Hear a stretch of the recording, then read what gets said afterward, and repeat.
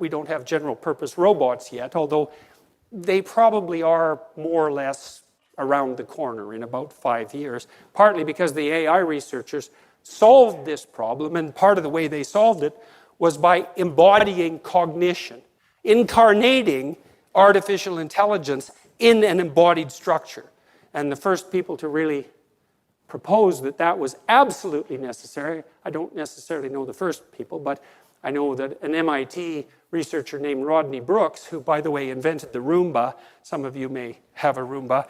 And it's kind of a laughable little object, but not really, because it can sort of move around your house without falling down the stairs. And your 2-year-old can't do that, so the Roomba isn't nothing, right? And Brooks was one of the first people who really recognized that to solve the problem of perception, we would have to duplicate the process of evolution in hardware.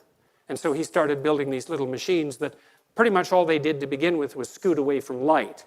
And, well, eventually that became the Roomba, which is a pretty useful gadget. And you see variants in some sense of what he's done with self-driving cars, because they're embodied systems as well, right? Because the car is actually a body that moves from place to place.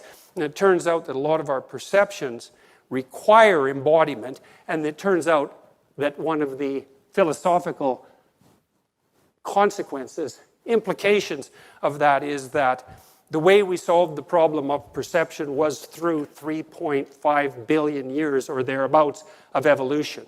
And also that there was no other way of possibly solving it. And so that's a testimony to the power of evolutionary thinking, I would say, but even more a testimony to the power of the process of evolutionary development. And you might think that that reduces human cognition to something sterile and mechanistic, because many of the proponents of the notion of natural selection have adopted a fairly reductive materialism to account for the process of natural selection. And we're going to talk about that a little bit tonight too.